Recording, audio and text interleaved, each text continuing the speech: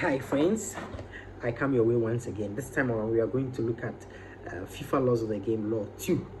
Exactly, and it talks about the ball. So that is FIFA law 2, and there are three specifications that must be considered under the ball. Number 1, it talks about qualities and measurement. Number 2, talks about replacement of a defective football. Number 3, talks about additional balls that are placed around the field of play. Exactly. So when we look at the number 1 specification, we are looking at all that there is to this football. It must have a total round shape. That is, it should be spherical in shape. Again, it must be made of a suitable material. This is made of pure leather, but machine sewn or stitched. I have another ball here. Oops. Yeah, this is also made of pure leather, but hand stitched or sewn. Exactly. Now, when we talk about this football again, the other thing that we need to know about it is that the total circumference of the ball, this ball, needed to play competitive matches or tournaments is between 68 centimeters and 70 centimeters. That has an equivalence of 27 INS and 28 INS. Also, the ball should have a weight, and it must weigh between 410 grams and 450 grams. Exactly. Again, the other thing that we need to know about a ball is the atmospheric pressure, the quantum of air that is pumped into it, and it should fall between 0.6 to 1.1 bar. The equivalence that we can think of is 600 gram, between 600 gram and 1100 gram per centimeter square at sea level. Exactly. So that is it about the football. The other thing that we need to understand is that the fact that a ball fits all these criteria that I have mentioned doesn't necessarily mean it can be used for FIFA supervised tournaments or confederations or national football associations and federations tournament. A ball must be tested and approved, and it is a FIFA policy. We have what we call FIFA quality program. It is actually a certification system that allows football fields, and football equipment to be assessed and certified before they are used in competitions. Exactly. It helps us to know that it meets the safety and quality standard that is needed for any competition that is organized under the auspices of FIFA and other confederations. Right. Now, when we talk about FIFA Quality Pro Mark, that is the identifier placed or embossed on a football to indicate that the football actually has met the required standard for it to be used in tournaments. I do not have a sample of a physical ball exactly that bears that mark, but I have a graphics exactly that can help. So from my tablet,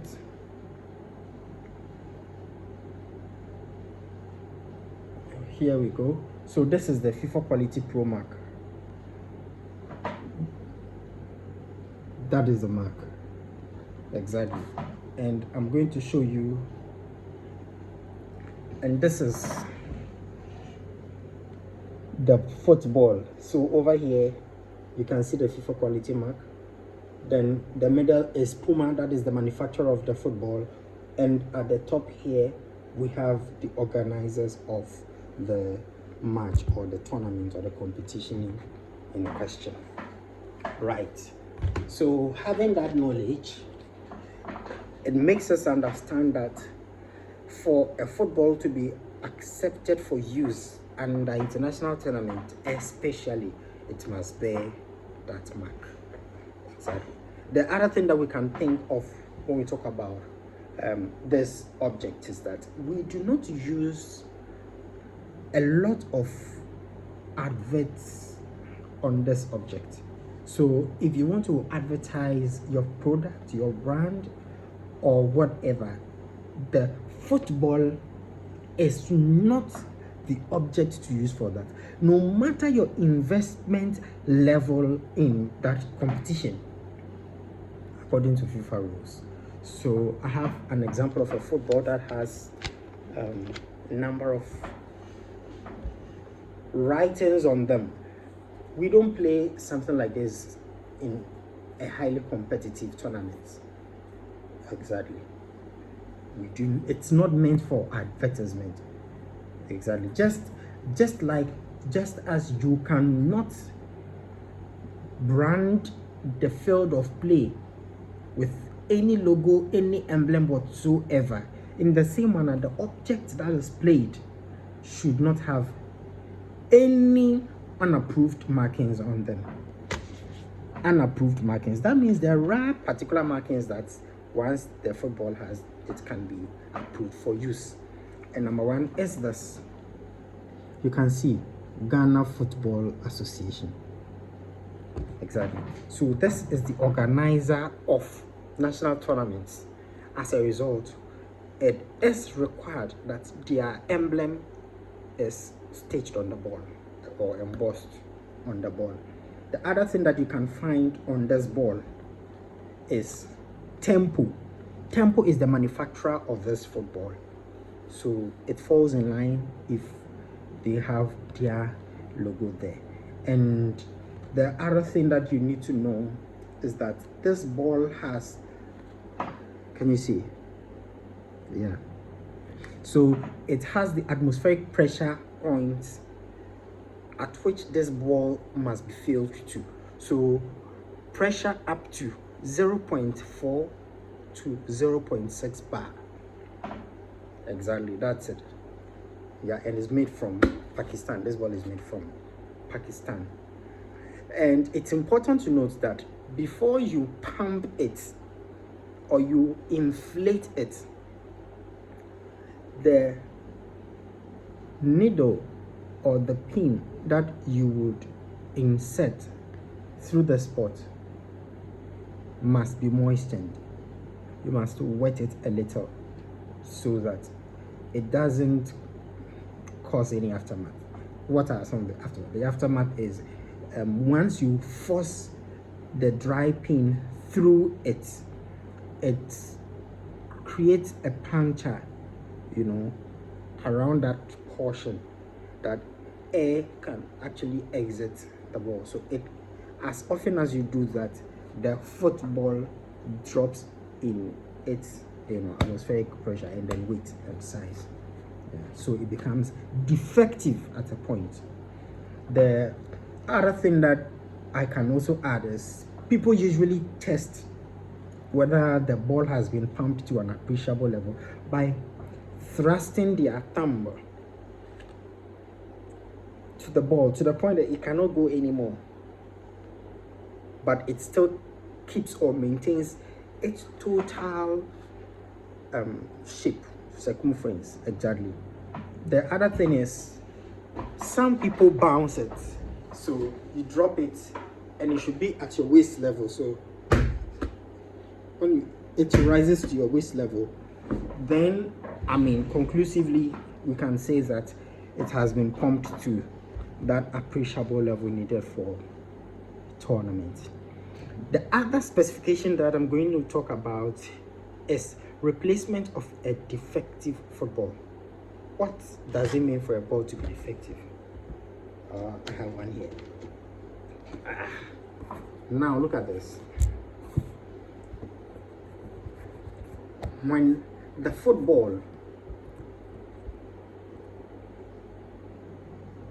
runs into a pointed object or has an unidentified entry or a loose point where air exits the football, at a point it deflates or it becomes defective. Exactly. So it feels this way, and you can always feel some kind of air passing or exiting at some points that you can't even tell. Yeah, so that is it also for a defective football. Now, when a ball becomes defective from the time of kick off,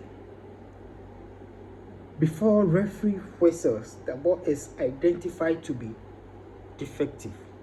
The ball must be changed. Exactly. A correct football meeting all the requirements stated in Law 2 must be introduced onto the field by the permission of the referee, the center referee.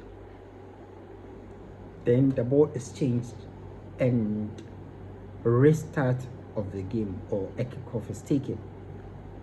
The other thing is, when kickoff has already begun and the ball becomes defective, at whichever point it became defective, whether it was a throw in, whether it was a free kick, whether it was a corner kick, whatever it was, before it became defective, the ball must be, first of all, changed. The referee must continue the game with a drop ball situation. A drop ball situation is where the referee claims the ball and then calls the team which were in possession of the ball before it became defective and drops it for play to continue. Exactly. So you give the advantage to the team that had possession of the ball. That also is defective, about defective football. When the ball becomes defective from the penalty spot,